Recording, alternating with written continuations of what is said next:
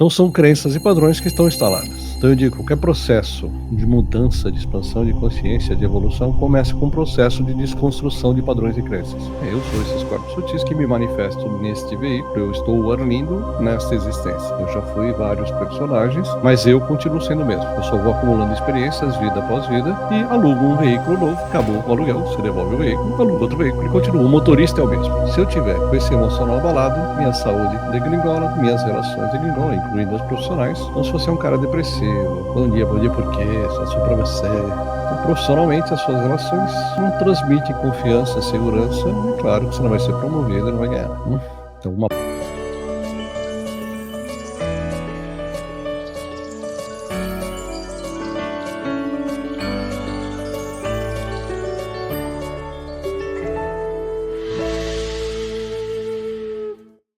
Seja bem-vindo a mais uma edição do programa Consciência Próxima, programa de entrevista, mais de 1000 convidados, e mais de 15 anos de existência, e me diz se está gostando dessas estreias espetaculares que estamos compartilhando por aqui. E hoje, mais uma vez, ele está aqui de volta, diretamente do Projeto Tamar, Arlindo Marco. Como é que foi sua visita lá em Noronha? Você gostou? Cara, Noronha é um paraíso. É fora que a Dubai brasileira. Dubai brasileiro. É um paraíso rústico com o preço de Dubai.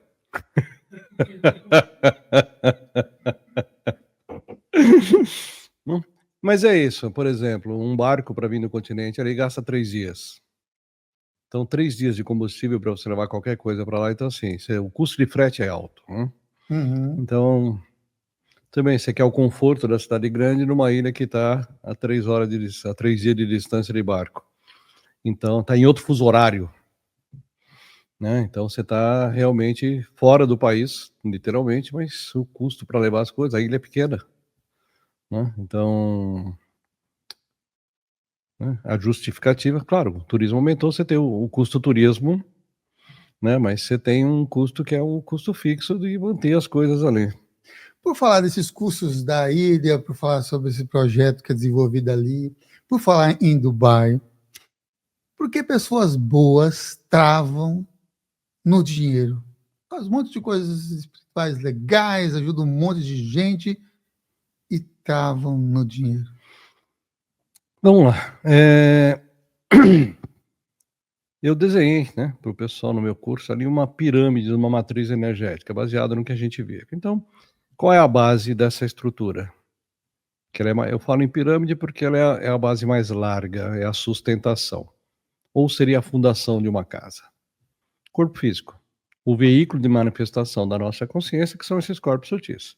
Que sou eu, né? Eu sou esses corpos sutis que me manifesto neste veículo. Eu estou o Arlindo nesta existência. Eu já fui vários personagens, mas eu continuo sendo o mesmo. Eu só vou acumulando experiências, vida após vida, e alugo um veículo novo. Acabou o aluguel, você devolve o veículo, aluga outro veículo e continua. O motorista é o mesmo. Eu.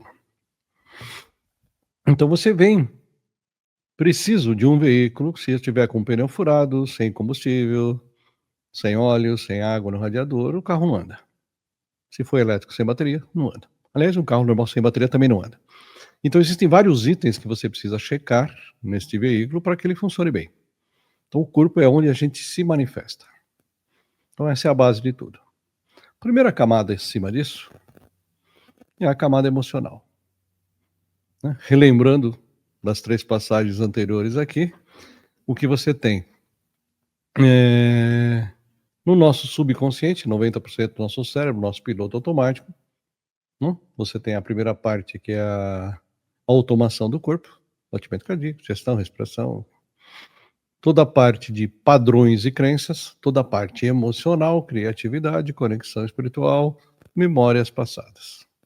Então, quando você fala em padrões e crenças, né, tem 2 situações distintas. Mas vamos lá, vamos fechar a pirâmide primeiro, a gente volta para a pergunta.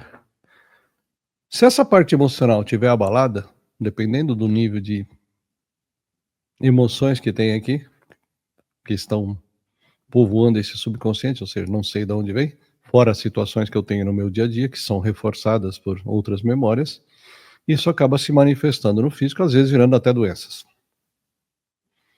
dor de cabeça, não, na metafísica, né? Você vai trazer a tristeza para a linha de pulmão, abandono, rejeição, medo, rins, raiva, fígado. Então eu começo a manifestar no corpo físico doenças, ou seja, tem uma energia vibrando no meu campo, no eu, né? Na minha consciência, que está se manifestando aqui, e esta vibração em desarmonia vai matando as células, vai me gerando problemas. Em cima disso vem a primeira escola, família, relações pessoais, amorosas, profissionais. Então, toda a minha parte de relacionamentos. Então, se esse emocional está ruim, ele pode afetar tanto o físico quanto as minhas relações. Então, se é um cara super ansioso, um cara irritadíssimo, um cara raivoso, todas as suas relações vão refletir o seu estado emocional. E em cima disso, financeiro e profissional. Então, se eu tiver com esse emocional abalado, minha saúde degringola, minhas relações degringolam, incluindo as profissionais. Então, se você é um cara depressivo, bom dia por quê? Só para você. Então, profissionalmente, as suas relações não transmitem confiança, segurança, e claro que você não vai ser promovido e não vai ganhar nada. Então, uma parte emocional ali vai afetar isso diretamente, que é seu, os seus padrões, das suas histórias, do que você já trouxe de outras histórias para cá. E isso vem trazendo. Mas quando você aluga esse carro vem com motorista. Já tem um ocupante dentro desse carro. E você não pode dirigir. Ou dentro desta casa já tem os moradores. Como esse corpo físico tem 2 DNAs, pai e mãe, e esse pai tem 2 DNAs, pai e mãe, seus avós, que tem 2 DNAs, seus bisavós, tataravós, tarará.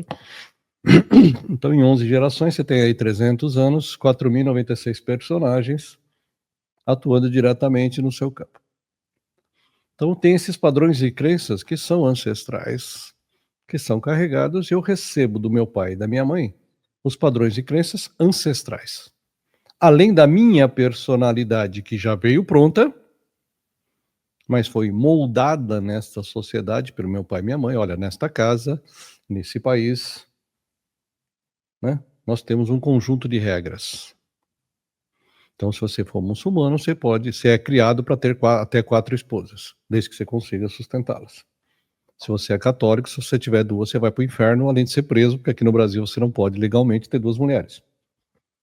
Então, aonde você se inserir dentro de um contexto planetário tem um conjunto de regras. E aquele pai e aquela mãe têm as crenças e padrões deles, baseados nas outras vidas deles e o que eles receberam dos ancestrais.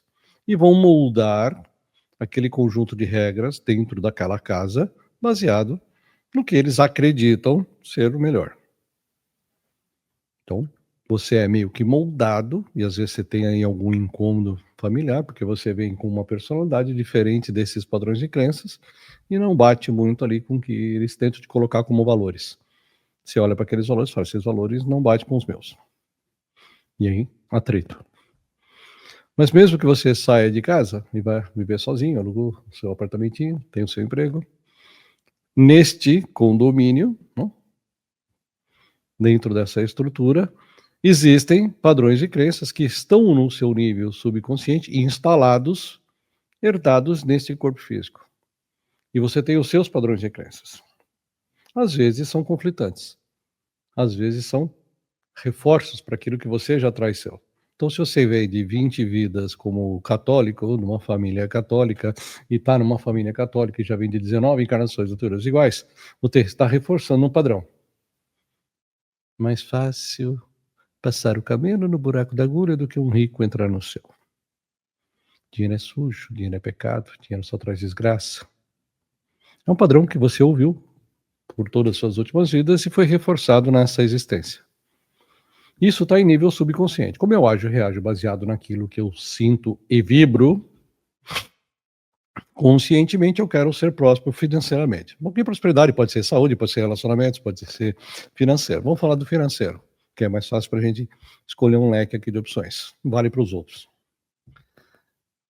Então, você, conscientemente, seus 10% do seu cérebro, quer ser próspero financeiramente. Quero ter uma casa boa, quero ter um carro bom, eu quero poder chegar nas minhas férias, decidir para onde eu vou, sem perguntar o preço da passagem do avião, sem perguntar o preço da passagem do hotel, sem me importar com o valor do local, e eu quero escolher um lugar do mundo, e eu quero ir, não quero me preocupar com isso. Independência financeira, isso é fazer o que eu quero, sem ter que me preocupar com a conta no fim do mês, ou se eu vou parcelar isso em 20 vezes o cartão, e vou passar 2 anos pagando aquela viagem dos sonhos. Não, eu quero fazer 5 viagens dos sonhos por ano. Então a independência é você fazer o que você quer e poder bancar tudo isso.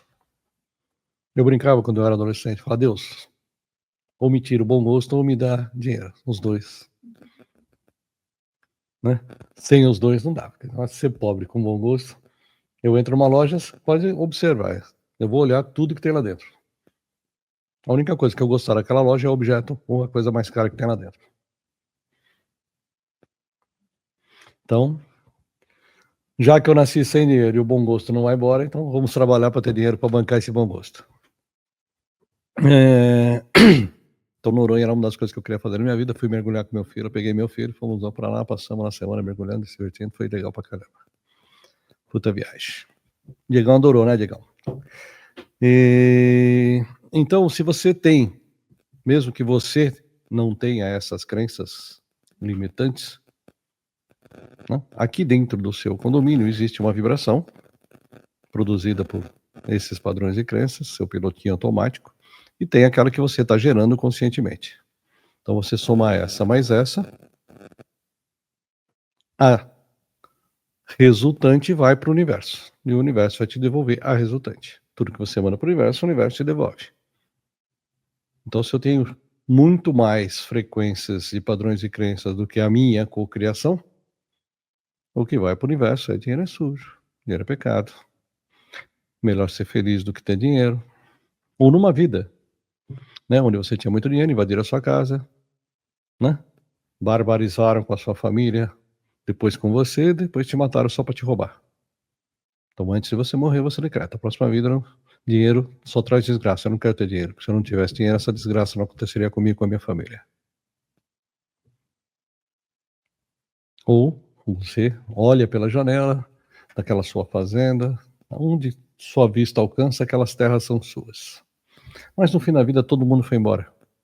Porque você passou a vida inteira acumulando, e no fim da vida o que você tinha? Só dinheiro. Então o que você decreta? Na próxima eu quero ser feliz. Dinheiro não traz felicidade. Então são crenças e padrões que estão instaladas. Então eu digo, qualquer processo de mudança, de expansão de consciência, de evolução, começa com um processo de desconstrução de padrões e crenças. Uma coisa é o que eu conscientemente acredito. Outra coisa é o que está instalado no meu subconsciente, que eu nem sei o que é. Então, se você não explorar, abrir esse registro akáshico e for olhar o que tem lá dentro, que está te fazendo essa autossabotagem, que tu fizeram uma cuma para mim, só pode, colei chiclete na cruz. Não, é o seu subconsciente que está dizendo para o universo que eu não quero. Né? Principalmente às vezes religiosas, dinheiro é sujo, dinheiro é pecado, sabe disso? Né? Então, tem o que são das minhas próprias experiências, tem os meus votos. Se eu tive vidas religiosas, eu fiz voto de pobreza. São votos meus. E você faz isso para toda a eternidade. Chega na vida seguinte, você dançou. Contratos de venda de alma. Vidas que por fama, poder, dinheiro. Não? Então você pode fazer um trabalho de abertura de caminhos, onde você tenta remover as pedras para caminhar.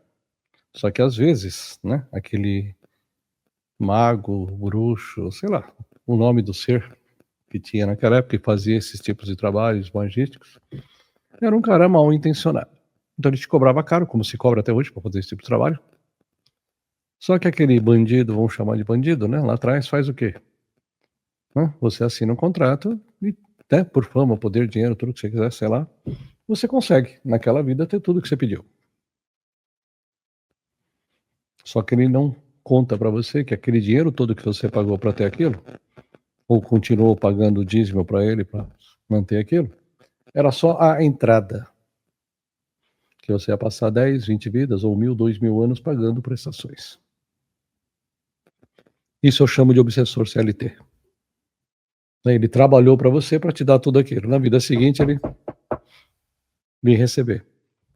Como você não sabe que esse obsessor existe, né? Ou aquele cara é seu ex-funcionário, né? Você não sabe da existência dele, não conversa com o plano espiritual, não sabe o que acontece. E ele precisa de energia.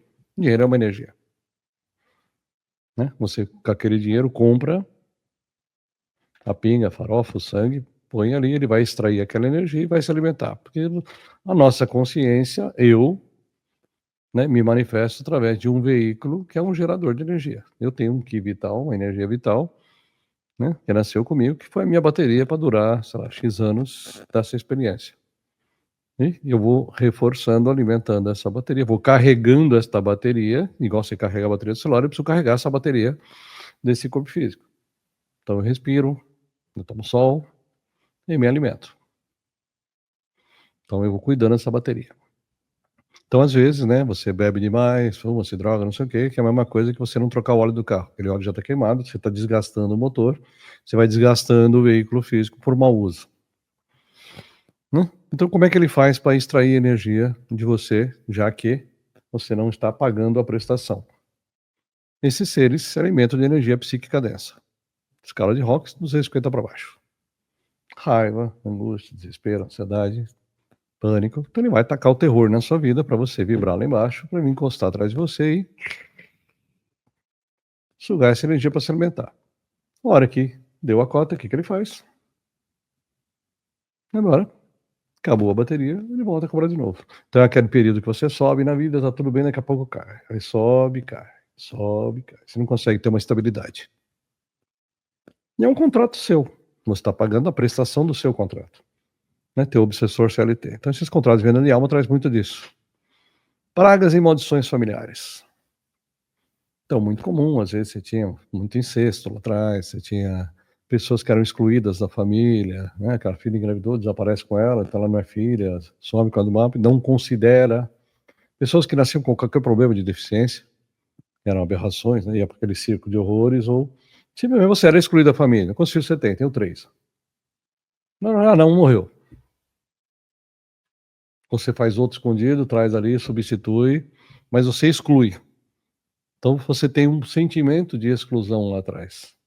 Então quando você reencarna aqui, você já reencarna com um sentimento de não pertencimento àquele núcleo da qual você acabou de chegar e se encaixar. Você nem sabe que é a mesma família anterior ou não, mas é descendente, lá atrás você foi excluído, quando você volta nessa família, você continua se sentindo excluído. E esse sentimento vem da outra história, não vem dessa. Mas este cara que foi excluído lá atrás, não contente com isso, né? O que ele faz? Já que vocês me excluíram, eu vou rogar uma praga para vocês. Ninguém nessa família vai ser feliz. Ninguém vai ser próprio, ninguém vai ser saudável. Vocês vão ter uma vida de miséria, se sentir excluídos, rejeitados, como eu fui. Roga praga mesmo. Ou lança uma maldição sobre a família, ou contrata magicamente alguém para dali para baixo degringolar. Então, às vezes, você recebe desses moradores que já estavam no condomínio, quando você saiu esse corpinho foi feito, você sai aqui do plano intervidas, vem para cá, e quando você encaixa aqui, o que acontece? Já tem os moradores. Só que nesses moradores tem uma carga que é uma maldição. E você olha para a história toda da sua família, todas as pessoas estudadas, mestrado, doutorado, e todo mundo morando de aluguel com carro financiado 72 parcelas. Quando consegue. Às vezes você vê só os primogênitos, todos os primogênitos, primos, tios, não sei, todos pegam uma linha específica. Todas as mulheres são infelizes no casamento. Por quê? Porque uma foi corneada lá atrás, rogou praga para que aquela que roubou a família dela não fosse feliz, amaldiçoada. Blá, blá, blá. Só que ela pega e volta e reencarna na mesma família que ela amaldiçoou lá atrás. Eu dou muita risada, né? Porque assim, 99,9% dos casos que chegaram para mim dizendo que foi na cartomante e dizendo que tinha uma maldição familiar, que ela veio salvar a família e livrar a família dessa maldição. No começo, quando a gente ainda, né, abria historinha por historinha, às vezes eu trazia o personagem que lançou a maldição e ia conversar com a pessoa. Ela contava a historinha, como é que ela se sentiu, o que aconteceu, por que ela fez aquilo. Ela falou, olha o que aconteceu daí para baixo. Todo mundo se ferrou, que legal. Falei, agora olha na sua família, já que você lançou, você é a continuação de você mesmo, olha para o outro lado o que aconteceu. Aconteceu a mesma coisa. Uhum. Falei, você tem algum cordãozinho ligado no seu pescoço? Aí tem, onde é que você tá ligado? Ah, tá nessa moça aí.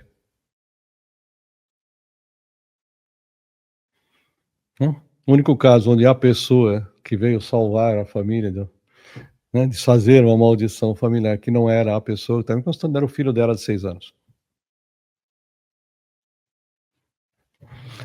Então, gente, aqui a gente quer água de coco. Legal. Então, É quase Noronha. quase Noronha. É que lá a água de coco vem com esse aqui dentro. Olha aí. Se você quiser, claro. Então você pode tomar só água de coco. Eu, como estava mergulhando, então não dá, porque é uma coisa ou outra, né? Eu experimentei uma vez só mergulhar no dia seguinte. Eu fui mergulhar no dia 1º de ano lá em Angra dos Reis. Na época, Angra dos Reis não tinha cilindro, nada. Eu levava tudo de São Paulo. Fui o primeiro retardado a levar cilindro lá para Angra dos Reis. Lá para Ilha Grande, né? E eu me lembro que eu fui mergulhar no dia 1º, depois do Réveillon. Amigo, na hora que você desce 12 metros com aquele álcool residual no sangue, meu amigo, é a pior experiência do mundo. Não recomendo para ninguém. Mas voltando para as pragas e maldições. Então, normalmente, essas pessoas que vêm para ser a salvadora é aquele ser que, por ter feito aquilo e carregar aqui dentro um incômodo emocional muito grande, né? Aquela culpa de ter causado aquilo dali para baixo, que acaba acontecendo? Ela tem uma necessidade de não sabe o quê. Olha, tem alguma coisa, eu acho que isso tem algo aí. Tem algo aí. Eu sei que tem algo porque foi eu que fiz. É o Chicó, né? Não sei porque é assim, eu só sei porque é assim, né? Então, traz esse aspecto muito de urgência, de necessidade, que é óbvio, ao buscar, você acaba achando de algum jeito ou outro, acaba achando. Então, às vezes, não é falta de competência, não é falta de vontade, não é falta de determinação e de força, né? Você está imerso dentro de um campo. Abrindo um pouquinho mais, né? Então, quando a gente fala de campo mórfico familiar, que é essa energia que permeia o nosso campo, ou seja, é um morador do condomínio, e eu faço parte disso, se eu me excluo daqui, aí vem aquele não pertencimento. Não, eu não faço parte dessa família, abandonei todo mundo, nunca mais vi, aqueles pobres lá na favela, não quero nem saber. Só que a sua vida não anda. Porque você se excluiu do contexto. Então, você não pertence à primeira escola, você não pertence a mais nenhuma. Você não vai para empresa nenhuma, em relacionamento nenhum, em grupo nenhum, porque você não pertence a nenhum deles. Porque, sistemicamente, essa linha da mãe, que é a linha da materna, é a linha da cocriação, né? A mãe é o que gere, é o que pare, é o que cria abundância na nossa vida. Dentro da linha paterna, o pai é o forte, é o que sustenta. Então, aqui eu faço dinheiro, aqui eu guardo dinheiro. Então você vai ver, a maioria das pessoas que faz dinheiro muito fácil, mas chega no fim do mês não tem um centavo na mão, pergunta para ela, como é a sua relação com seu pai? Ah, não tenho, eu tenho papai. Meu pai é ausente.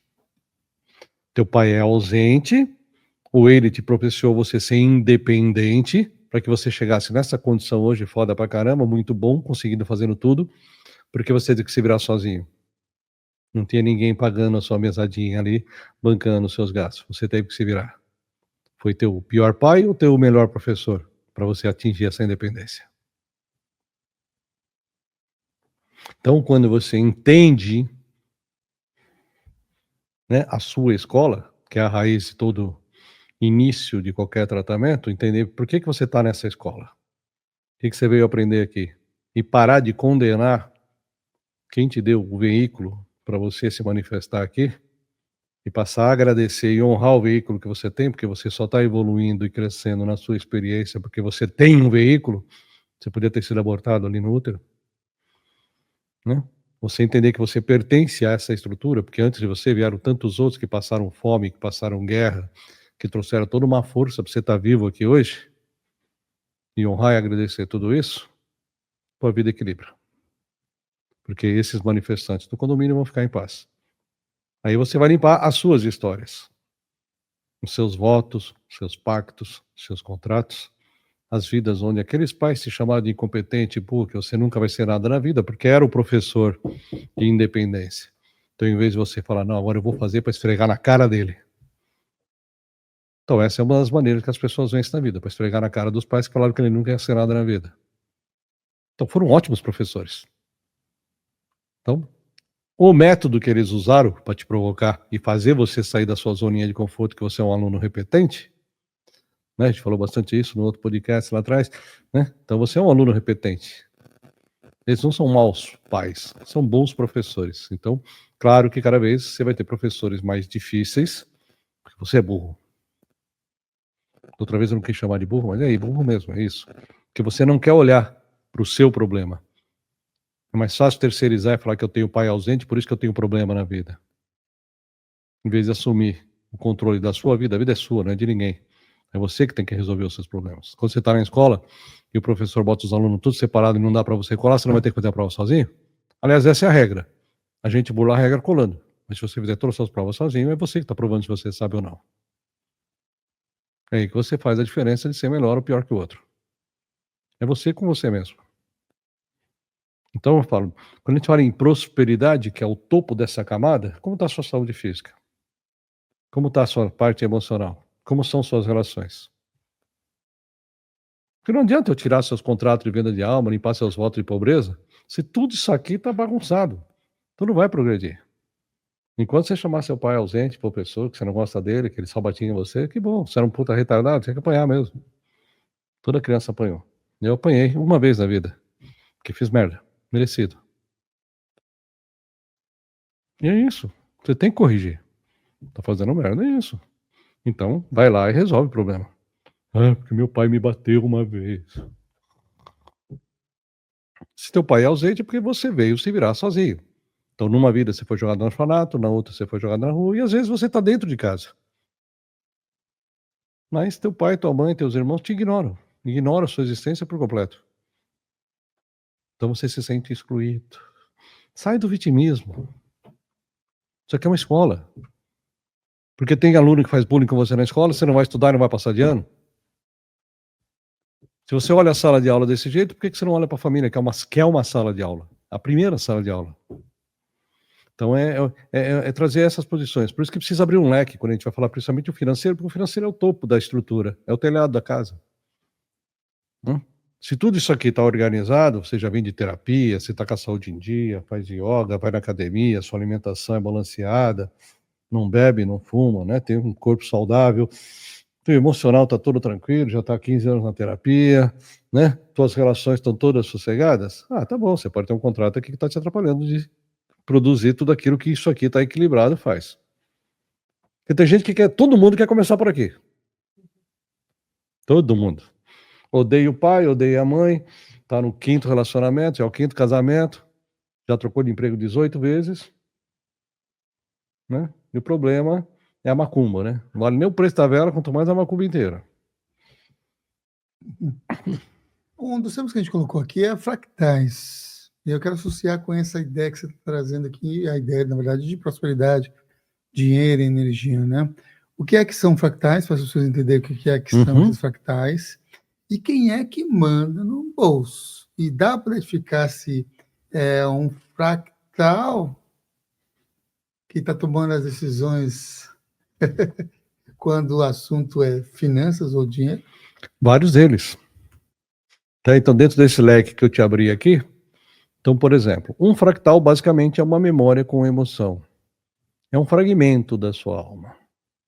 Então, vamos imaginar, nossa consciência é um bloco de energia. Então, eu venho para a primeira encarnação da Terra, tenho alguns dissabores aqui, estou encarnado, mas algumas memórias foram mais marcantes. Eu estava ali e de repente passou um dinossauro T-Rex aqui e comeu meu pai. Não tem mais pai. Tá bom, saiu mastigando. Foi um choque, né? Você vê um T-Rex comendo seu pai ali. Né? Aí você começa a reencarnar, os dinossauros foram extintos. Aí você tá ali, vê um tigre dente de sabre e devora a sua mãe. Aí você tem outro trauma ali. Então, você vai perdendo alguns pedaços da sua consciência. Então, hoje a nossa consciência encarnada é um pouquinho menor.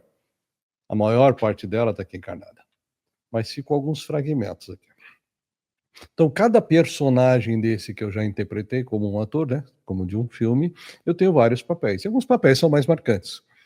Então, às vezes, você vê, né, você vê muito em novela aqui no Brasil, às vezes você tinha um personagem que era muito marcante aqui, aí você via esse mesmo ator interpretando um outro papel aqui, de vez em quando ele usava a fala desse personagem, né? O pessoal, todo mundo meio que dava risada, aquela coisa toda, mas marcava, era uma, né? O bom da Nachon, né, o senhorzinho lá do mato. Então você tinha muito personagem que tinha falas marcantes, né? O próprio Schwarzenegger lá, quando o governador da Califórnia, numa entrevista, virou I'll be back. Né? Porque foi um personagem de um dos N filmes que ele fez, e agora como personagem de governador, ele usou uma fala de um outro personagem, que foi uma fala marcante. Então tem alguns personagens que são mais marcantes. Né? Olhando nos livros de história, né, até você inventar energia elétrica e começar a criar as cidades, né, você tinha vilarejos, vilas, pequenos reinos, né, mas até a energia elétrica não tinha esse conceito de cidade, né, urbano, rural. Então nossas vidas basicamente foram rurais. E como é uma vida rural? Você acorda com as galinhas e vai dormir com as galinhas, ou seja, o sol nasce, a galinha canta, o sol se põe, você vai dormir. Porque, ou seja, à noite a única luz que você tem ali é a da lua, quando tem. E você vai fazer à noite andando no meio do mato, que é quando os bichos saem para poder caçar. Para quem mergulha, à noite, 75% da vida marinha sai à noite. Mergulho noturno é o melhor que tem. Te diminui o raio de visibilidade? Sim, é só na lanterninha. Mas o que você vê do lado de fora, porque eles podem sair, né, com mais proteção, já que você está limitado, na grande maioria dos seres ali, ao visual. Então são vidas duras. Acorda cedo, basicamente na enxada, na lavoura, né? Cortar lenha para aquecer a casa, para fazer comida, né? Então, quantas vidas nós vivemos assim até inventar energia elétrica? Então, quantas memórias de vida de campo a gente tem? Memória de escassez. Tem gente hoje que gasta, querendo. Eu gasto 1 litro de óleo a cada 3 anos. Na verdade, eu acabo jogando ele fora porque acaba estragando. Então, hoje eu compro azeite, pouquíssimo que eu uso para fritar alguma coisa, é uma gota, um fio de azeite. Então eu não uso óleo para nada. Não faço fritura. Faz anos que não tem óleo na minha casa. Vamos pegar açúcar, vai. Então, às vezes eu compro 1 quilo de açúcar, ponho lá no potinho, porque eu também não como açúcar. Então, às vezes, tem gente em casa que toma café, tem muito pouca gente na minha casa, né? Mas quando vai fazer um café, precisa pôr açúcar, né? Precisa ter um açúcar ali. Então, 1 quilo de açúcar para mim dura 3 anos. Então, tem gente que fala assim, vou comprar, então vou comprar 2. Vamos pegar uma pessoa comum, vai, que gasta 1 quilo de açúcar por mês. Então, toda vez que ela vai no supermercado, ela compra 3. Sempre tem 2, né? Mas ela sempre traz um a mais. Vai que falta. Quantas vezes você já ouviu vai que falta? Então você acaba comprando mais do que precisa, porque vai que falta. E o que acaba acontecendo às vezes, vence o produto, você tem que jogar fora. O que é isso? Memória de escassez. São vidas muito duras que nós vivemos, e todos nós temos esse tipo de memória de escassez. Porque isso é a história da humanidade, é a nossa história, porque nós vivemos todas essas histórias anteriormente. Então a gente traz esse tipo de memória. As vidas religiosas trazem essas crenças de que dinheiro é sujo, é pecado, se eu tiver dinheiro não vou para o céu, quem é rico não vai para o céu. Fora aqueles que pagavam indulgência e estavam liberados dos pecados. Mas isso é outra história, né? Que não vamos entrar aqui em discussão religiosa novamente, né? Tudo bem, acabaram com a indulgência. Custou um racha na igreja, mas acabaram com a indulgência. Lutero, gente, é só estudar a história do Lutero. E então é um outro aspecto ali que traz. Tem essas vidas, né? Que é melhor ser feliz que ganhar dinheiro, tem essas crenças, né? De que dinheiro só traz desgraça. Então, cada fractal desse aqui, ou seja, cada memória dessa, tem um padrão e uma crença da época que ele viveu, da história que ele viveu. Então, quando eu falo que o nosso subconsciente ele é um condomínio, porque como eu tenho vários fractais diferentes aqui, então o que eu vou fazer? Eu vou somar a frequência de todos eles, incluindo a minha, que é o síndico, o personagem atual, que quer alguma coisa, Então aqui tem uma frequência A, B, C, A, C, D, A. Né? Então eu vou somar tudo isso aqui. Quantos tem? 349. Soma tudo e divide por 349. Qual que é a média? Isso é a minha vibração subconsciente, mais consciente, que está indo para o universo como uma ordem, uma vibração. É isso que eu quero, o universo. É isso que o universo vai me devolver. Como eu só sei dos 10%, então eu faço tudo direitinho, faço o curso, arrumo um coach, faço MBA, faço não sei o que, e a vida não vai de jeito nenhum. Então, o condomínio é responsável por grande parte disso. São minhas próprias experiências. Sim, eu tenho uma interferência de herança, então além dos meus padrões de crença, tem padrões de crença ancestrais, que são todos votadores desse condomínio, e às vezes tem aquele visitante externo, né, no condomínio, que é um cobrador, né, um obsessor CLT, ou alguém que você matou na outra vida, roubou o cara, roubou ele te persegue até hoje, então ele vai roubar todo o seu dinheiro, porque aquele dinheiro é dele e está querendo o dinheiro de volta. Nessa perspectiva do condomínio, não tem fractais que poderia ser tipo o fractal da liderança ou mesmo esse síndico a ter um poder de direcionar se uma grande quantidade dos fractais que aquela pessoa leva ou vive ali naquele condomínio são de escassez, até por conta da grande participação histórica de vidas subsequentes de escassez? Não teria, por exemplo, a pessoa que está com pouca chinação, não teria como convidar, por exemplo, alguém que é disciplinado, sei lá, um yogi, alguém que tem uma disciplina que para ajudar nesse momento a pessoa a modificar ali esses processos do subconsciente? Tá, tem 3 situações que são mexíveis aqui, né, de variáveis. A primeira, então aí você precisa ter um nível de consciência mais já trabalhado, né, que acho que no último podcast eu falei sobre a frequência da sintonia. Até contei uma história minha que eu falava que ou você sintoniza aqui, você muda a vibração para onde você quer. Então, se conscientemente eu consigo sintonizar aqui essa frequência que é alta, é essa frequência que eu estou mandando para o universo, é isso que eu vou receber de volta. Melhor caso. Então, expansão da consciência é isso. Esse autoestudo, autoconhecimento, para que eu sintonize e aprenda a sintonizar, já que sou eu que escolho, porque é a minha vez de brincar. Porque se você mora num condomínio, para quem nunca morou, tem sempre morou em casa, não sabe como funciona num condomínio, mas condomínio é o seguinte: você tem um prédio ou casas, e todo mundo que mora ali decide o que vai acontecer com a parte comum. E nessa parte comum, quem tem direito a voto dentro de um condomínio? O proprietário. Quando você é inquilino, você paga aluguel, se o proprietário te der uma autorização para que você o represente, você tem direito a voto. Mas, ou seja, é uma delegação do proprietário para o inquilino. É onde eu falo da sintonia. Porque você permite que o seu condomínio atue. Até porque você nem sabe que ele existe. Já começa por aí, por isso que ele atua. Então você delega inconscientemente para esse condomínio. Então, na sintonia é o primeiro caso. Segundo caso, limpar o condomínio. Reintegrando esses fractais. Para quê? Para que diminua o número de votadores, para que eu tenha mais. Porque cada vez que eu tiro um cara daqui e integro ele comigo, agora eu tenho 2 votos. Eu tirei 100 aqui, agora eu trouxe 100 votos para cá. Então chega uma hora que eu conscientemente vibro mais alto que o resto do condomínio, mesmo que ele exista. Então essa integração desses fractais tratados para cá faz com que eu vá comprando. Eu falo, ó, amiguinho, você não tem direito a voto, você é inquilino. Você pode até participar da reunião porque você viveu isso aqui, mas você não vota mais. Que é essa integração que a gente faz de integrar esses fragmentos para cá. E sim, dá para buscar inquilinos fortes? Sim, desde que você tenha um, claro. Né? Então eu vou pegar um exemplo meu, né? Tem a versão minha que é um general. O general, ele não recebe ordens, ele dá ordens. Então quando eu entrei na Itautec, no meu primeiro emprego, eu era estagiário. Então eu entrei com mais 10. Aliás, nós entramos em 30 pessoas.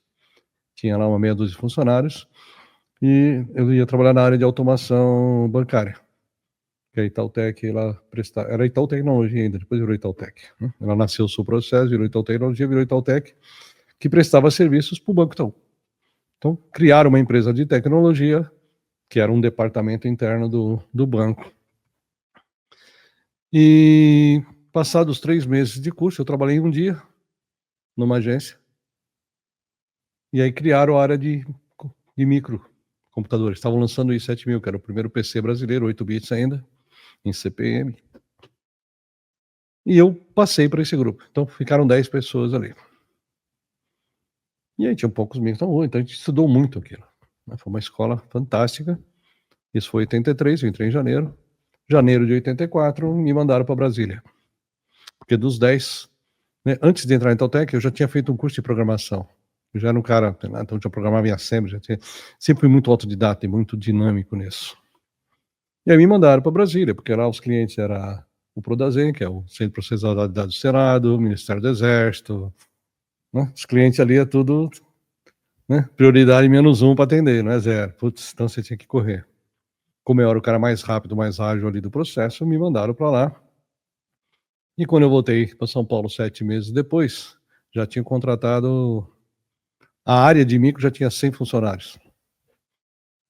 E eu voltei e me botaram como coordenador da assistência técnica. Então me deram 100 pessoas ali para coordenar.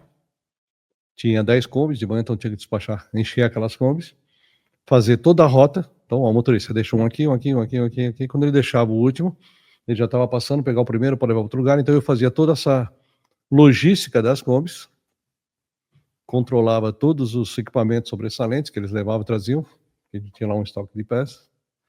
Depois, quando começou a vir as filiais, eu dava suporte para as filiais. E na minha mesa, era uma mesa aqui, tinha um aparelho aqui com as 5 linhas diretas que eu podia, de clientes, né, que eu podia puxar para atender direto quando transferisse. Tinha mais 5 ramais ali e tinha o meu ramal interno, que era um telefone à parte. Um cinzeiro, podia se fumar dentro do ambiente de trabalho naquela época.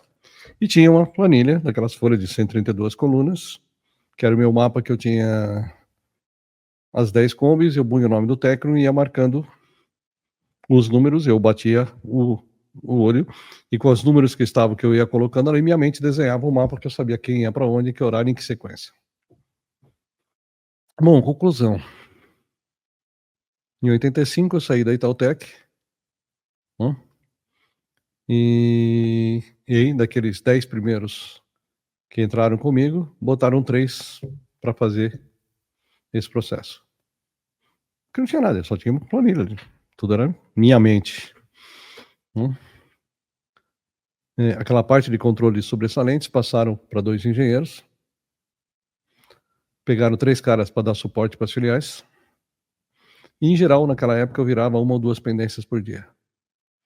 Sem atendimento, ou sem fechar um chamado aberto pro dia seguinte, por falta de peça. Às vezes era lançamento, coisa nova, quebrou, você não tem sobressalente ainda, que a fábrica não mandou, você não tem como atender, ou porque faltou peça. E aí eu me lembro que 1 mês depois, eu estava passando por lá, e cheguei na portaria, estava rolando uma festa. Eles tinham feito um mutirão naquela semana.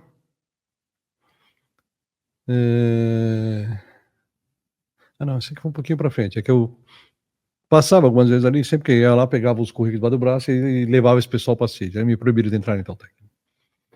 Mas eu lembro que, passado um período ali, eles estavam dando uma festa, não sei se foi 3, 4 meses, não passou de 3 meses aí, foi mais ou menos 90 dias no máximo. Eles tinham feito um mutirão naquela semana, eu tinha ido lá na sexta. Eles tinham conseguido sair de 4.000 para 300 pendências por dia. Depois, lá na frente, eu fui identificar que era exatamente isso, né? A maneira como eu controlava aquilo, só com aquilo, com aquela cabeça de estrategistas, era exatamente o perfil do general. O pessoal me conta histórias da época, né? Também não tenho muita memória disso, porque você está tão focada no trabalho. Eu tinha um mapa do São Paulo, assim, que ele ficava na parede. Eu decorei o mapa de São Paulo. Eu tinha uma amiga que toda vez que ela se perdia antes de inventar o GPS, ela me ligava: Arlindo, eu tô na rua tal, em tal lugar, preciso ir pra tal lugar, o que que eu faço? Falei: segue em frente, no segundo semáforo vira à direita. Tá, desce. Você vai passar por uma casa azul, vira à esquerda. Agora você desce, vira. Então, assim, eu tinha as ruas de cabeça. Tipo o Google Maps, né? Então era um negócio de uma mente absurda, estúpida, mas com uma capacidade de processamento muito rápida. Então, aí o pessoal conta que é exatamente isso. Cara, você não tinha nada em cima da minha mesa. Eu lembro uma vez o cara colocou a mala em cima da mesa aqui e tira. Não, só um minutinho. Eu falei: eu não quero nada na minha mesa. Na minha mesa não tem desordem. Não, só um minutinho. Eu simplesmente empurrei a mala dele aberta, esparramou todas as ferramentas dele no chão. O cara olhou pra minha cara. Eu falei 2 vezes para tirar. Não tem discussão. Uma vez chegou para mim, era sexta-feira, 5h15, acabava 5h30 o expediente, entrou um chamado, chamei o técnico, mandei atender. Por isso que eu não virava pendência. Tem que fazer, fez. Porque quando eu entrei ali, me deram um recado. Falaram: olha, a gente só encerra o expediente quando acaba o atendimento. Falei: ok, eu aceito. Como todo mundo respondeu, eu aceito. Falei: você não disse que aceita? Então, mas eu estou na faculdade. Falei: foda-se. Eu não nada a ver com isso. No seu contrato diz que não tem hora para sair, filho. Então, e a gente paga horários para isso. Hã? Não, falei: não tem problema, amigo. Abri a gaveta, tem uma pilha de currículo, joguei em cima da mesa, falei: olha, isso é a quantidade de pessoas que quer trabalhar na Itautec. Se não quiser ir hoje, não tem problema. Bota alguém no seu lugar. Segunda-feira tem alguém trabalhando no seu lugar, pode ficar sossegado. Você pode ir, segunda-feira você vai direto para RH. Assim. Então, assim, era um negócio muito duro. Então, quem me conheceu nessa época, né, meus adjetivos mais comuns era arrogante, autoritário, general, que era um personagem que eu já tinha interpretado, que sou eu mesmo, mas muito forte. Então, quando eu identifiquei isso 11 anos atrás, então até os meus 50 anos de idade, tinha um traço muito forte dele na minha personalidade. Então, quem me conheceu dos 50 para trás conhece esse Arlindo, né? Ou pelo menos há 40, quando eu comecei todo esse trabalho, já melhorou muito. Então, quem me conheceu até os 40, que dava churrasco todo fim de semana em casa, que enchia a casa no fim de semana, todo fim de semana, era um Arlindo que morreu há muito tempo. Então, quem me conheceu há mais de 20 anos e não me vê há 20 anos, não me conhece. Completamente outra pessoa. E há 11 anos atrás eu me identifiquei quando a gente montou, né, o instituto, que a gente começou um grupo de estudo de apometria, né? Aí eu me lembro que, né, eu fui trabalhar esse aspecto. Falei: ó, vamos abrir a minha frequência para olhar esse aspecto em particular. Porque todo mundo, a primeira impressão é essa: você é arrogante, você é arrogante. Então você pega aquele imperador entrando no palácio, né? Ela sempre é. A energia que chega é a energia do conjunto, 90 mais 10. Então, aí quando o pessoal começava a conversar, eu quinta série, falo piada de tudo, né? Então você chegava nas rodinhas, ficava: porra, cara, quando você entrou, você é legal pra caramba, não sei o quê. Então, quem vinha depois me conhecer era isso, mas quem não vinha olhava, não chegava nem perto. Que a impressão que chegava era exatamente, a energia chega primeiro do que o corpo. Então chega essa informação e as pessoas leem isso. Por isso que a gente fala que o meu santo não bateu, alguma coisa, não gostei daquela pessoa, porque a energia não bate. Então esse é o ponto, que essa energia é o que está aqui. Então, eu cheguei para ele e falei: amigo, já sabe o que ali aconteceu ali? Só assim. Eu falei: tá, então por que tá atuando ainda? Ele falou: eu faço o que com esse mental? Então é um personagem, ele já sabe que morreu, já tinha conhecimento que dá continuidade da vida, já sabia que ele era um personagem, isso ele tem 2.000 anos de idade, que lá em Roma, ou seja, você tinha toda aquela parte, você vê que todos os impérios sempre teve esse lado dos bruxos, dos magos, dos orientadores espirituais ali, que faziam trabalhos magísticos para previsões, blá, blá, blá, blá. Então ele já tinha todo esse conhecimento, né, dessa continuidade toda, até porque não tinha inventado o Concílio de Nicéia ainda, todo mundo já sabia que reencarnava, né, ainda sabia, né? E eu falei: tá, vamos fazer um acordo. Olha a minha existência atual. Olha o meu contrato atual. Eu tô aqui colando as cabecinhas que tu cortou, né, filho? Só que, ou seja, esta sua energia de cortar cabeças não dá para eu curar pessoas. Porque curar pessoas a tapa, né? Se bem que eu não sou um fofo, né? Eu tenho hoje um perfil trazendo pacientes atuais mais oxo, né? Eu gosto de perturbar as pessoas para elas ficarem perturbadas o suficiente e se mexerem, sair da zoninha de conforto e parar de resmungar, parar de mimimi e atrás resolver o que precisa, né? Me identifico muito com oxo. E eu falei, então tá, ó, galera vai te mostrar aqui outros aspectos, você vai aprender um pouco mais com aquilo que você aprendeu, mas não dá para atuar mais, filhão. Beleza. Então, cara, tava aqui conversando com você, cara, nossa, isso aqui tá fora do lugar. Sabe que você fica? Vira um toque. Porque você, cara, é tudo organizado, minhas camisas eram organizadas por cor, meus livros eram tudo por ordem alfabética, ou então vinha por ordem de tamanho, por assunto, cara, tudo, não tinha nada que fosse desorganizado. Sabia exatamente onde estava tudo, como tudo funcionava, como tudo organizava. Né? Então, na época do ginásio, né, ia para a biblioteca, trazia 2 livros para casa, li os 2, devolvia no dia seguinte, que vinha ler mais 2, lia de tudo. Meu primeiro livro sobre EQM, fui ler com 15 anos de idade no colégio, no primeiro ano de colégio, estava fazendo eletrônica. Então, um dia eu cheguei em casa com a minha mochilinha, né? Normalmente você tira, que é a primeira coisa que você faz, bota em cima da mesa e vai tomar um copo d'água, vai no banheiro. Cheguei em casa, não tinha espaço em cima da mesa para eu pôr minha mochila. Sabe quando você vai tirando as coisas, vai jogando em cima da mesa? Cara, tinha uma pilha. Agenda toda bagunçada, sabe você, cama para arrumar, louça cheia, pia cheia de louça, é um caos. Falei, cara, o que foi que eu me tornei? Aí eu lembro um dia que eu tava lá, cheguei lá no instituto, sentei na minha cadeirinha, botei a musiquinha calminha, sempre chego acendo incenso, né? Na sala, fechei o olho e falei, general, precisamos bater um papinho, general. Falei, então, não posso cortar cabeças, mas eu preciso de disciplina.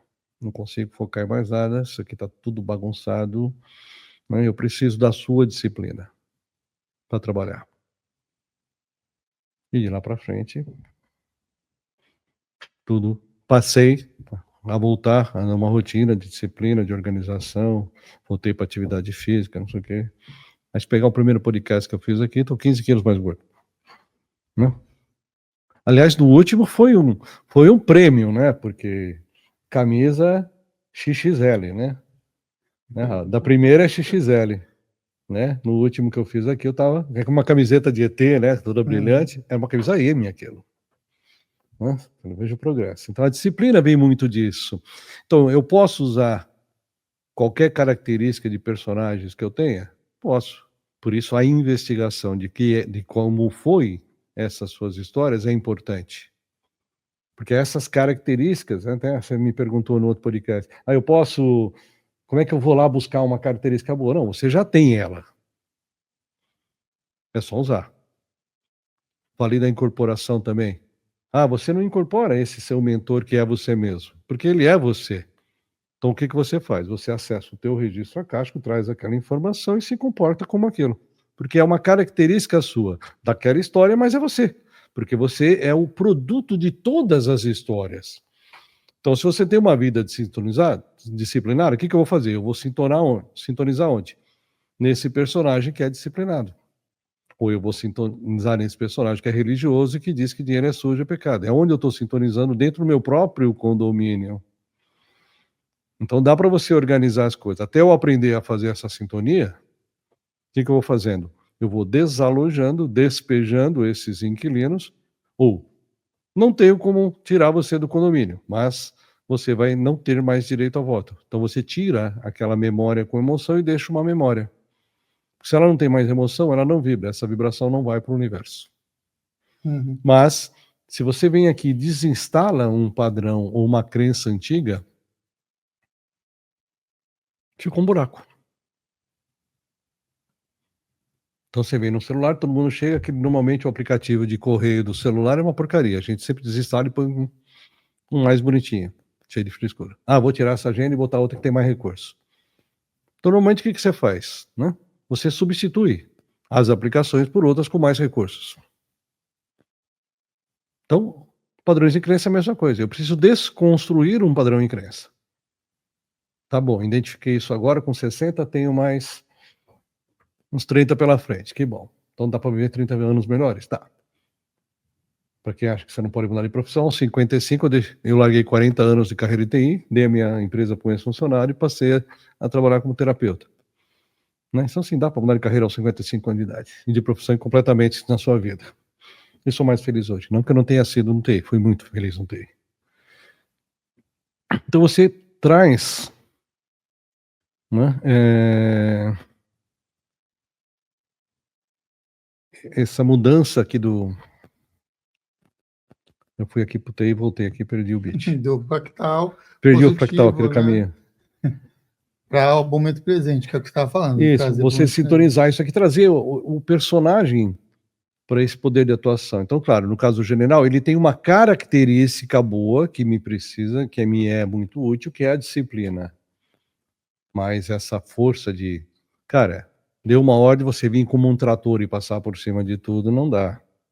Eu não estou mais numa guerra, eu não estou defendendo um país, não estou defendendo um outro, né? Não tenho um objetivo, não é invadir, atacar, destruir, dominar, né? Não tem uma conquista aqui, não é uma guerra. Então essas características que a gente tem, a gente pode trazer sim para cá.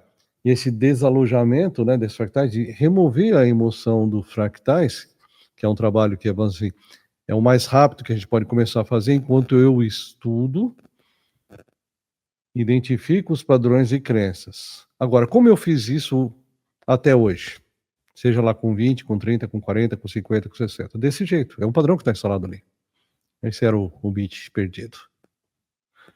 Então eu preciso construir um padrão de crença novo para substituir aquele que eu acabei de desinstalar. Porque se eu tirei esse aqui e não tenho um novo, como eu fiz até hoje? Assim. Então eu vou continuar fazendo assim porque eu nunca fiz de jeito diferente. Então quando eu aprendi a andar, aprendi a falar, aprendi a tomar banho, aprendi a dirigir, eu não penso mais para fazer isso. Você simplesmente faz e acontece. Porque o teu cérebro subconsciente automatizou essa tarefa. Lembra que ele é o grande automatizador, é o nosso piloto automático. Então, não adianta eu só limpar o condomínio, fazer a apometria e o síndico ficar sentado aqui esperando cair do céu. Ah, porque agora mudou isso aqui, agora vai cair, vai chover dinheiro na minha conta. Não, faz a sua parte. Que é o que eu falo da reforma íntima, esse processo de desconstrução de padrão e crença, de eu mudar uma sintonia de vibração, ou eu tenho um problema de expressão, eu não consigo me falar em público, eu gaguejo, eu tenho medo, né? O que os outros vão pensar, então eu não consigo. Então, nesta vida, com 20, 30, 40, você nunca fez isso. Aí eu venho aqui e vou limpar nessas memórias, as vezes que você foi vexado publicamente, as vezes que você falou algo e deu merda e enforcaram você por causa disso, arrancaram a sua língua. Então você tem um monte de traumas e outras histórias que hoje, né, nesse condomínio, esses personagens começam a vibrar, não fala, cala, fica quieto, cala a boca, não sei o que, e você não consegue. Aí eu venho e removo esses personagens daqui. Só que esse personagem aqui nunca falou nessa vida. Ele não sabe como começar. Ou eu vou ter que ir para um curso de oratório, eu vou ter que ter um coach, eu vou ter que ter um psicólogo, um terapeuta, que vai me ensinar a falar, vai me ensinar a me expressar. Eu preciso praticar uma expressão, fazer isso com eloquência, para que isso vire uma rotina, para que meu cérebro fale, opa, rotina nova. Autoexpressão. E aí, já aconteceu em algumas apometrias, em alguns casos, né? Que a vida anterior, né? A pessoa, né, é muito baixa autoestima, baixa autoestima, baixa autoestima, baixa autoestima, baixa autoestima, sou vizinha dessas de escassez. Eu falei, puta, aí você vai andando para trás e só vai somando mais um pobre, mais um ferrado, mais um com escassez e fala, cara, o cara não tem uma vida boa para buscar. Aí eu paro, né? Vejo que não está funcionando esse caminho aqui. Eu falo, ó, vamos buscar na existência dele uma vida que foi muito boa. E às vezes tem uma vida dessa de campo. Mas foi uma vida próspera, porque morava num lugar onde a temperatura era legal, então você sempre tinha comida o tempo todo, tinha lá a vaquinha, tinha o leitinho. Sabe quando vem aquela família feliz que vive no campo, todo mundo feliz, contente, planta, todo dia que vai almoçar tem uma florzinha na mesa. E a gente teve vidas assim também. Né? Que era uma vida que só tem paz. Completamente vive em paz ali. não tem ataque de animais, é um lugar tudo bom, um lugar fértil. Cara, todo um paraíso, né? Eu falo, então vamos buscar um personagem desse para trazer aqui para o condomínio. Então, ou seja, ele já existe aqui dentro e está lá dormido. Então você vai lá, toca a campanha, eu falei, vem cá, cola aqui no tio. É como se eu fosse buscar um mentor para entrar no campo da pessoa, ou seja, pega esse personagem, ativa ele e traz ele para cá. Porque agora ele vai começar a vibrar aqui. Como o corpo é um só, para mim, personagem atual e personagem anterior, essa vibração de otimismo, de alegria, de olhar as coisas lindas, olha que céu lindo hoje, olha que borboleta, nossa, nunca vi dessa cor, né? De você ver beleza em tudo. Então você começa a trazer sensações para o corpo que ela nunca viveu até agora. Então é aquele negócio que você acorda com alegria, com entusiasmo, que é um personagem seu, que é assim. Então dá para buscar. Ah, não, eu vou buscar um personagem que tocava violão e eu vou acordar amanhã, pegar um violão e saber tocando. Cara, você não sabe nem pegar nas cordas, você precisa no mínimo de informação para sair tocando. Mas claro, se eu buscar um personagem seu que tocava e ativar ele aqui, e você já tem esse tipo de memória, na hora que você entrar numa escola de violão, em 3 meses você está tocando tudo. Você não vai gastar 3 anos para aprender. Se você nunca tocou violão em nenhuma existência sua, cara, você vai ter que criar uma rotina nova, tem que treinar bastante, é treino, para que isso vire uma rotina, para que teu cérebro subconsciente automatize, porque aí você não vai ficar olhando para as cordas, você vai tocar aqui. Você automatizou os movimentos. Eu vou para trás e fosse com os microfones, né, gente? Essas coisas. Né? Mas para tocar violão precisa dar um espaço. Dar espaço, né? Então, assim, tem essa segmentações que você precisa fazer, mas lembrando, eu preciso repetir esses movimentos, essa expressão, seja lá o que for, para que meu cérebro subconsciente automatize e crie um padrão novo para eu pôr no lugar desse. Legal, isso é em relação aos fractais. Agora tem muitas pessoas que estão nos acompanhando aqui que são espiritualistas e são médiums, vários que são médiums e atuam, inclusive, em diversas casas. Nesses casos e para essas pessoas, a conexão com os guias espirituais, os mentores espirituais, eles podem, de alguma forma, orientar nas decisões financeiras dessa pessoa? Ou como é que pode dar, inclusive, uma orientação financeira desses comparadores ou desses guias espirituais sem um auto-engano? Poder até pode, mas não fazem, se forem mentores. Porque ele está desrespeitando o teu livre-arbítrio, que é a lei que rege esse planeta. Qualquer um que se apresenta como mentor e te dá uma orientação não é um ser do bem. Me desculpa. Porque ele está interferindo no teu livre-arbítrio. Se eu te falei, né, já em algum podcast para trás, que você tem 3 caminhos para seguir, A, B ou C, qualquer um deles que você fizer é uma experiência, todas elas são válidas, então é a tua escolha, aquilo que vibra no teu coração, no que você tem, né? Toda vez que eu ia em algum lugar, alguém falava, não, você não pode fazer A, tem que fazer B, eu fazia A. Não, olha, aqui você tem 90% de chance de dar certo, aqui você tem 10, eu fazia o de 10. E todas as vezes eu fiz dar certo. Porque se você é um Deus co-criador, o que te impede de co-criar a sua realidade? Nada. Nada. Não é estatística, não é probabilidade. Esse vai dar mais trabalho? Vai. Mas se eu quiser, eu faço. E vai dar trabalho se eu achar que vai dar trabalho. Se eu achar que não vai dar trabalho, não vai. Porque eu sou o co-criador da minha realidade. Então, quando eu sou o co-criador da minha realidade, eu em sintonia com o meu eu superior, com a minha alma, né? A minha decisão me deixa em paz, eu vou co-criar ela e vou fazer acontecer. Então eu não preciso de orientação espiritual para saber se eu faço A ou B, se eu troco de emprego ou não. Esse emprego está te fazendo bem? Não. Você está bem? Não. Troca, porra. É simples. O problema é que as pessoas terceirizam a cura, o emocional, o financeiro. É mais fácil terceirizar, porque se der errado, o mentor mandou trocar, né, e não deu certo, a culpa é dele. Você sempre tem um culpado, porque é o pai ausente, o pai opressor, a mãe narcisista, o chefe que persegue, né? Aquela cartomante que era fajuta, que ela foi para fazer, ela está lendo o teu subconsciente. Teu campo está todo ali com o que você deseja, ela diz o que você quer ouvir. 90% trabalha assim. Então o que acontece? O que você está tendo de informação? De onde vem a informação? Por falar em culpa, vamos imaginar então que você nasceu numa família e que tinha essa questão da escassez de todo o clã, todos os parentes, parentada toda, é nessa escassez. E aí você começa a desenvolver, ter prosperidade no TI ou na terapia, em tudo quanto é lugar, você começa a ter um desenvolvimento assim, de prosperidade muito grande.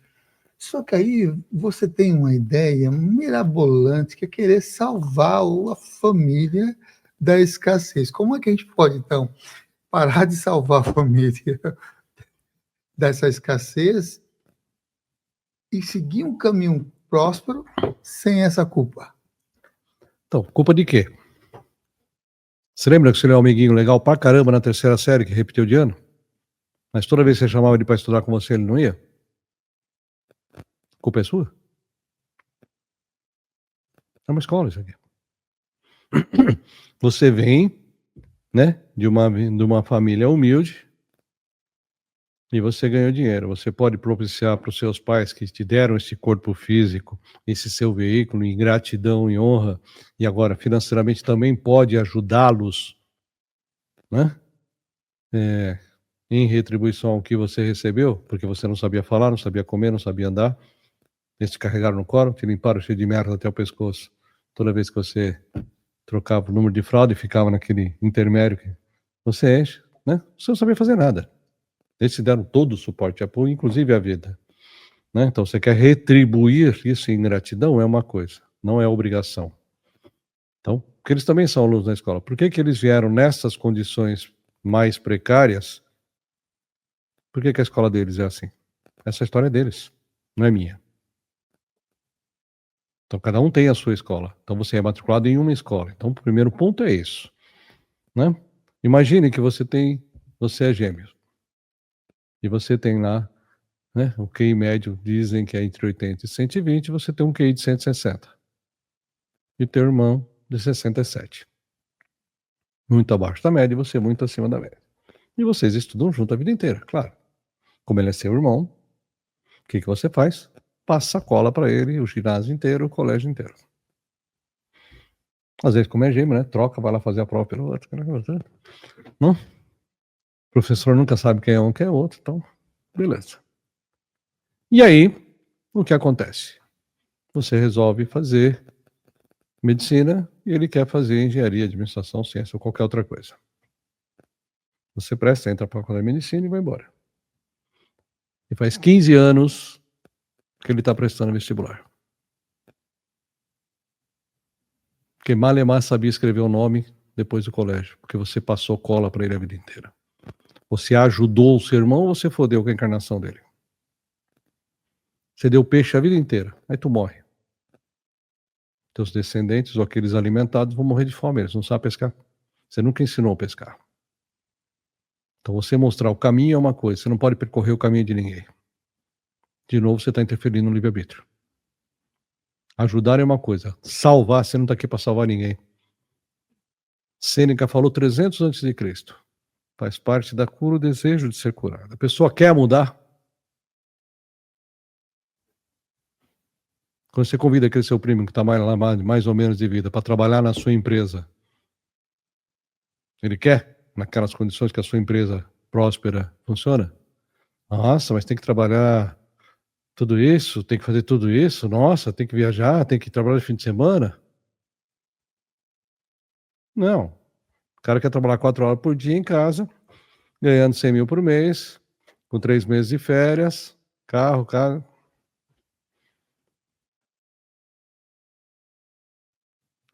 Soma aqui 5 mais 20 e poucos. São quase 30 anos que eu trabalho por conta.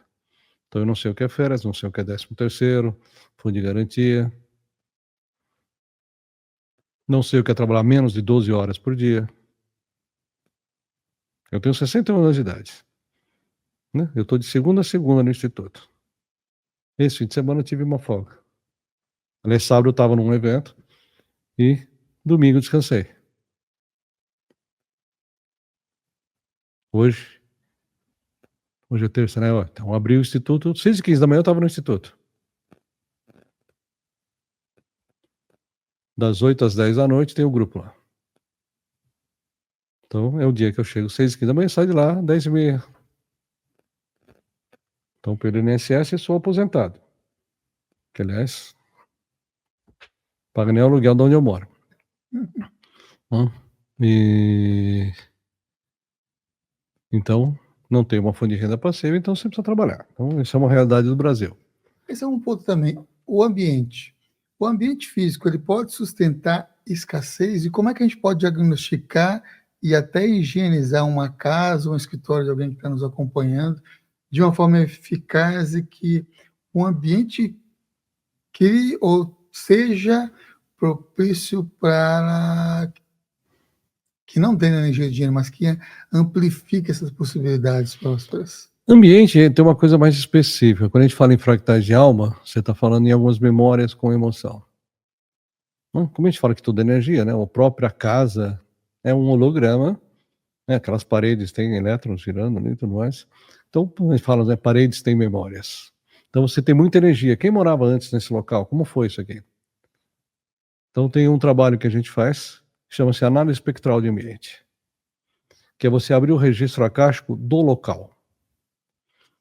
Então, por exemplo, se tudo está ali no Ipiranga, né?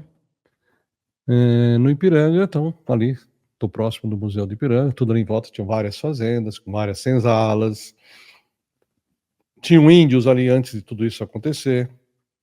Então, aí você chega, tem um terreno baldio, você compra aquele terreno e constrói uma casa, um prédio ou qualquer coisa ali em cima. E, cara, sempre tem coisa quebrando, briga, discussão de não sei o quê. Aí você vai ver, né?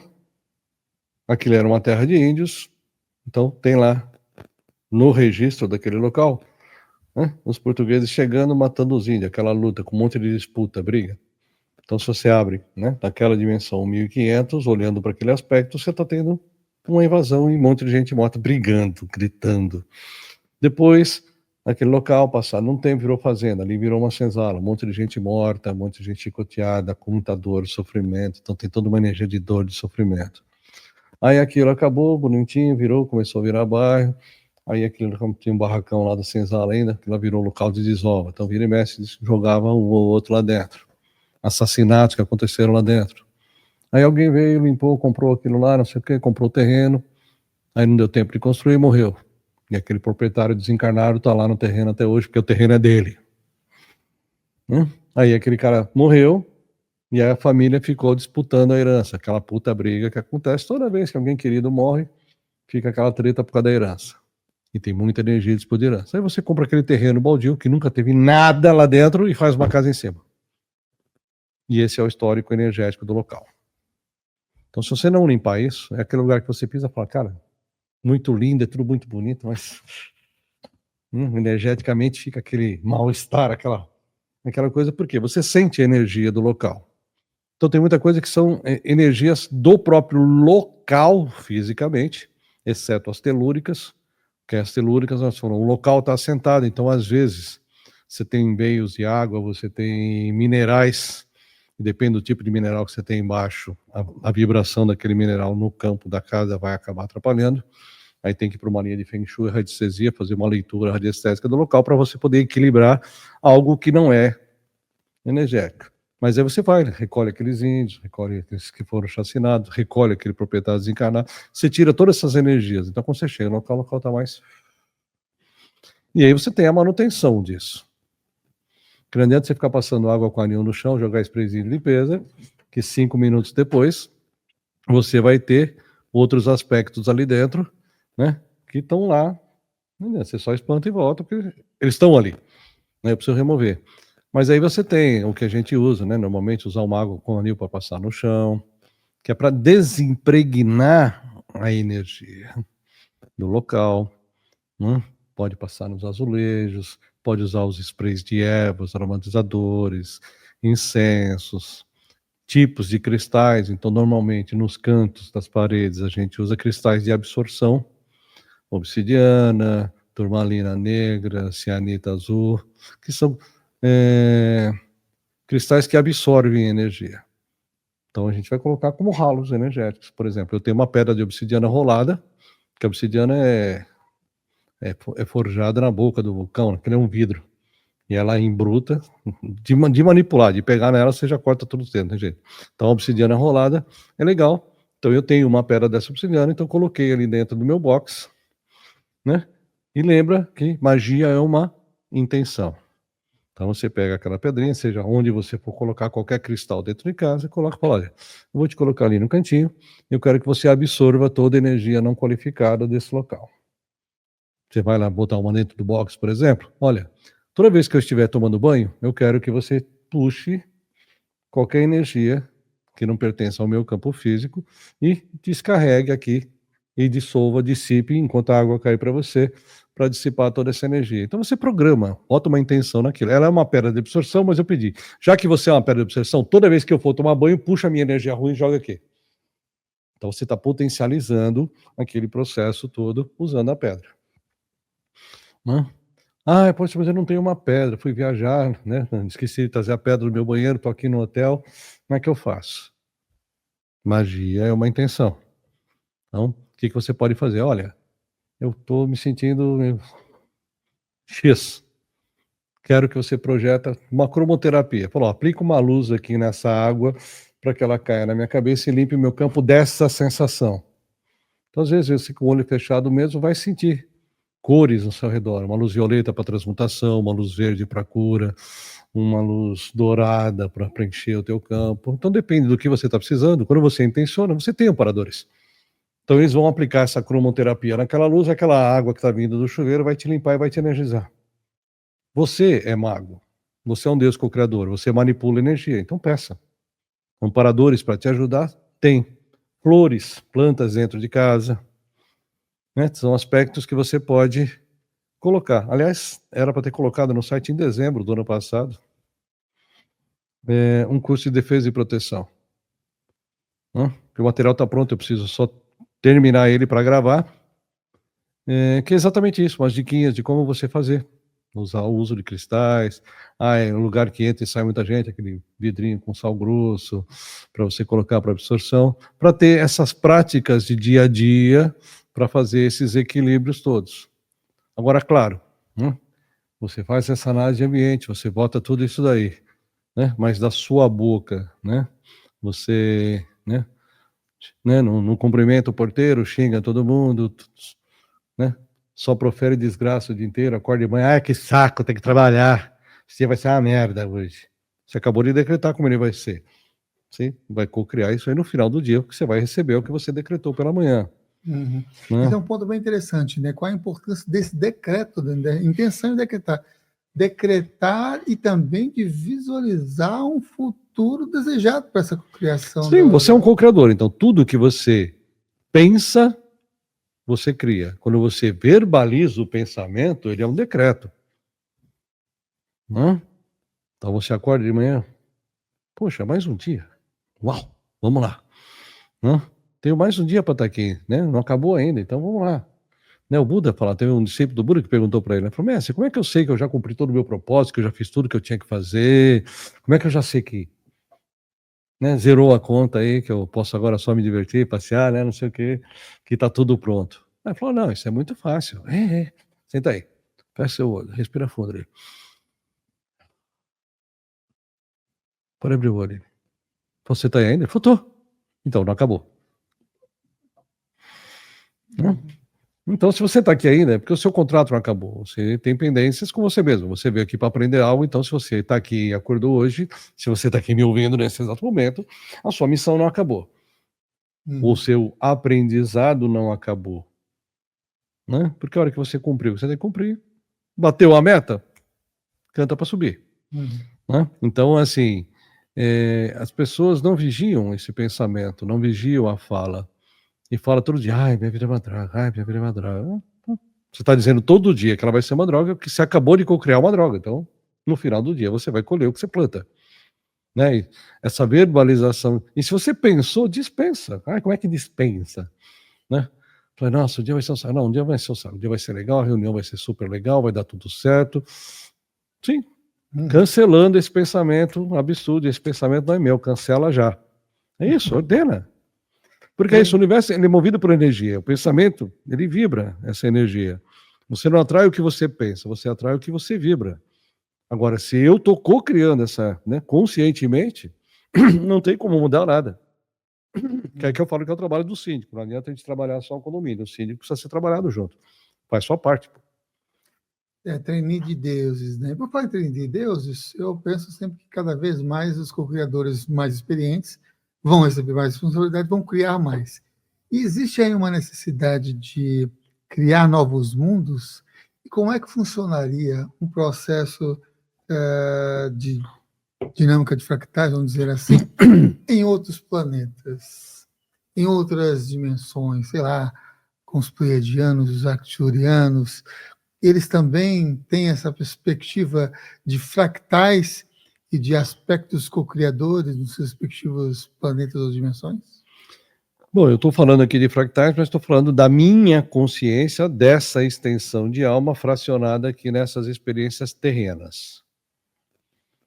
Tá? Então, a nomenclatura fractal de alma, ela tem essa extensão quando a gente fala das minhas encarnações na Terra, mas existe, né, depende da literatura que você está lendo, ou do autor que você está lendo, essa nomenclatura também é usada pelo meu fracionamento a partir da fonte até aqui. Então, energia uminomonantial, estrutura supramonádica, então eu tenho a fonte, uma partícula da fonte adicionada aqui, que foi fracionada em mônadas, né? Eu sou almas e essas extensões que aqui estão. Então, eu sou uma fração da fonte, um fractal de alma do meu eu sou. Meu eu sou é um fractal da minha mônada é um fractal da minha estrutura supramonádica, que é um fractal da fonte. Então, essa estrutura de fractal de alma também vem desse fracionamento da fonte, de Deus, Tupã, Hazé, Gadu, seja lá quem for, né? Então, essa nomenclatura também é usada desse fracionamento aqui. Aqui na Terra, né? Antes dilúvio e pós-dilúvio, né? Nós temos duas terras. Porque nas experiências anteriores, né? A Terra é um processo de evolução. Então imagina que nesta vida você fez o ginásio. Na próxima você vai encarnar e vai fazer o quê? Colégio. Já que é um processo de evolução, na outra você faz faculdade, na outra você faz pós, na outra você faz uma especialização, depois você faz um mestrado. Quando você desligou essas hélices de DNA, então você não lembra quem você fez na vida anterior, não lembra de nenhuma vida anterior e não me lembra o que você veio fazer nesse planeta. Então você vem nessa vida, faz o ginásio, na próxima vida você vem e faz o ginásio, na outra você pula, não faz ginásio, na outra você vem e faz o ginásio, na outra você vem e faz o ginásio. Então faz aí alguns 15 mil anos, pelo menos, que a gente está fazendo o quê? O ginásio. A gente está do saco cheio dessa porra. Nessa vida de escravidão, de subserviência, de submissão total aos deuses, ao Criador, e está aqui de saco cheio. Então eu falo que nós estamos comprando figurinha para um álbum cheio. Você não está evoluindo. Então a nossa maior maestria hoje é relembrar quem a gente é, de saber o que eu estou fazendo aqui, e principalmente cair fora dessa merda antes que exploda. Então, dentro desse processo, neste último ciclo, isso foi alterado da proposta original da fonte, da criação desse planeta. Então tem uma malha bloqueando isso aqui. Então, a partir de 2008 começou a chegar as federações, já que a gente entrou numa área federada, né? Você poder ter essa resgate de começar a organizar a bagunça. Lembra que aqui em São Paulo tinha o Carandiru aqui, que era uma prisão enorme, né? Uma vez deu uma rebelião, o que os caras fizeram? Cercaram aquela merda, entraram e acabaram com a rebelião. Né? Não estou aqui falando se foi bom, se foi ruim, o que usaram, mas ou seja, é mais ou menos isso. Você cerca, isola e encerra o assunto. Então, a partir de 2008, a gente foi para uma área federal e você começa a ter uma intervenção para remover essa barreira de frequência para poder tirar essas almas daqui e começar a distribuir para outros lugares. Né? Então, isso aqui chegou num ponto que, cara, não tem como arrumar isso aqui. Não? Tem que formatar e começar de novo. Então, como é que você resolve o problema desse planeta?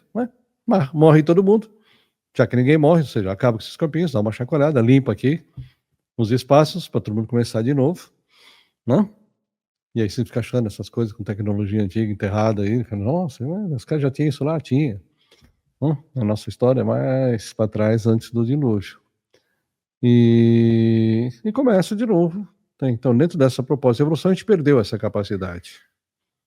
Não? Então, assim, Mesmo aqui não era assim.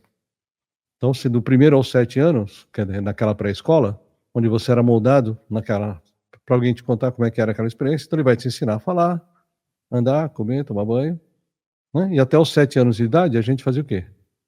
Lembrava de quem você era e o que você está fazendo aqui. Então, a partir daqui eu começo a estudar e continuar a minha história. Então, a gente perdeu essa capacidade de evolução porque a gente não lembra. Então, aquela manipulação que eu te falei, feita pelos Anunnakis, né? Teve esse desligamento dessas hélices. Então, a gente perdeu essa capacidade. Mas no universo inteiro, então, a gente fala de Nebadon, de Orvoton, nós estamos falando do quê? De dualidade. Aqui era 60-40, mas você tem lugares com 5% negativo, 3%. Aqui, na Terra, você tem uma coisa chamada linha do tempo. Nem todos os planetas de fisicalidade têm linha de tempo. Então, as regras são diferentes nos locais. Então, assim, você não pode generalizar, porque não é generalizado, você tem todos os tipos de experiências passíveis.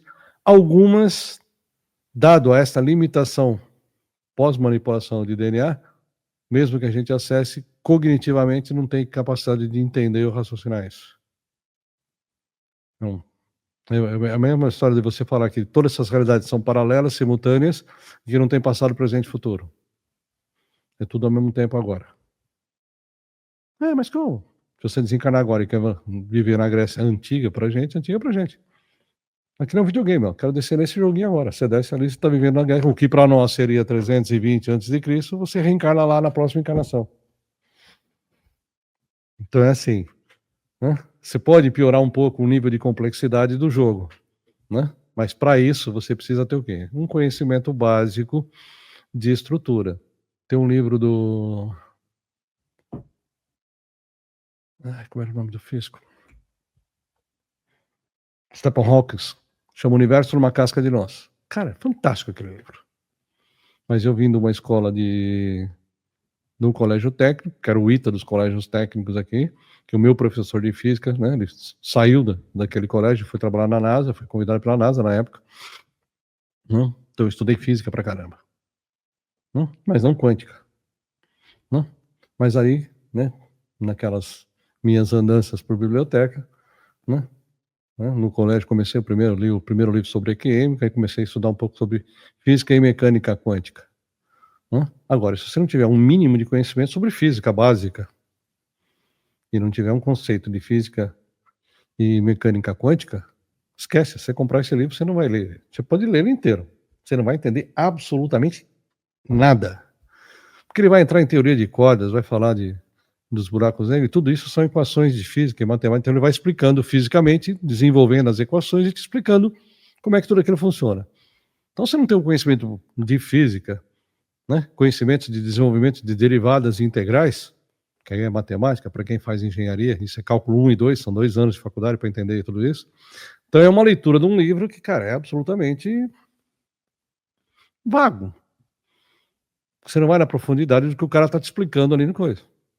Então assim, olha, você está aqui no 4º ano de física, esse livro é legal para ler. Né? É muito legal. Por isso que eu falo, você precisa às vezes de um embasamento teórico para estudar algumas coisas. Então, para você entrar nesse mundo de realidade simultânea, putz, cara, precisa de desdobrar muita coisa aqui embaixo. Vai entrar num nível de discussão aqui, mais para cima. Então, me diz aí se você quer um nível de discussão assim nesse sentido, porque a gente chama ele para vir aqui de novo, o Arlindo, para falar dessas complexidades, dessas ideias todas. Deixa aqui nos comentários para a gente saber aí dos seus interesses, indicações e tudo mais. Ó, esse aqui é o contato do Arlindo, tem um site que é iec.com.br e também tem iec.sp, que está passando aqui embaixo, que eu estou vendo aqui também na telinha, no Instagram para mais informações. Mais uma vez, quero agradecer vocês que nos acompanham, vocês que acompanham também o Clube Consciência. Está gostando das novidades, está gostando de tudo que a gente está compartilhando aí, especialmente para vocês. Então, deixa aqui nos comentários para a gente saber também. E quem não sabe o que está acontecendo, entra lá para saber o que diabos está acontecendo lá, nesse Clube Consciência, que as pessoas estão gostando, tá bom? Mais uma vez, Arlindo, gratidão pela disponibilidade, por estar aqui com a gente. Vou pedir para você deixar, então, uma mensagem de encerramento para esse episódio. Bom, eu que agradeço mais uma vez estar por aqui com vocês, muito bom, sempre muito bom. E já que a gente começou falando sobre prosperidade, né, eu vou deixar aí um ponto de reflexão para o pessoal que acompanhou a gente hoje.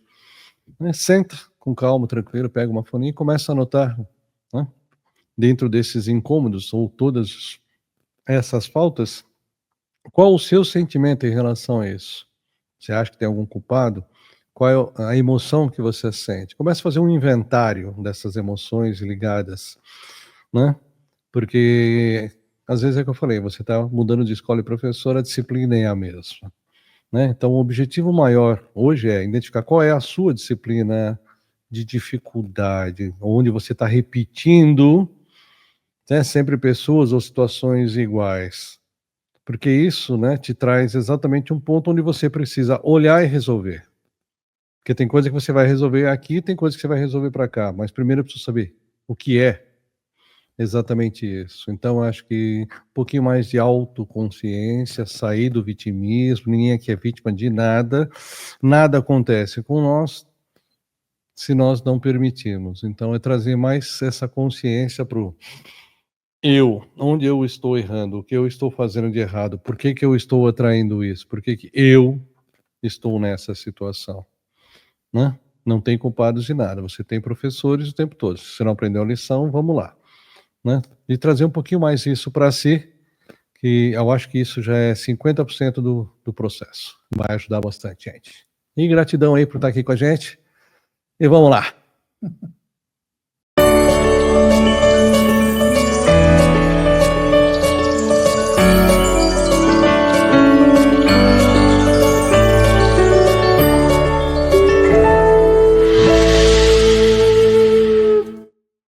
Nessa situação, né? Não tem culpados de nada, você tem professores o tempo todo. Se você não aprendeu a lição, vamos lá, né? E trazer um pouquinho mais isso para si, que eu acho que isso já é 50% do processo. Vai ajudar bastante, gente. E gratidão aí por estar aqui com a gente. E vamos lá.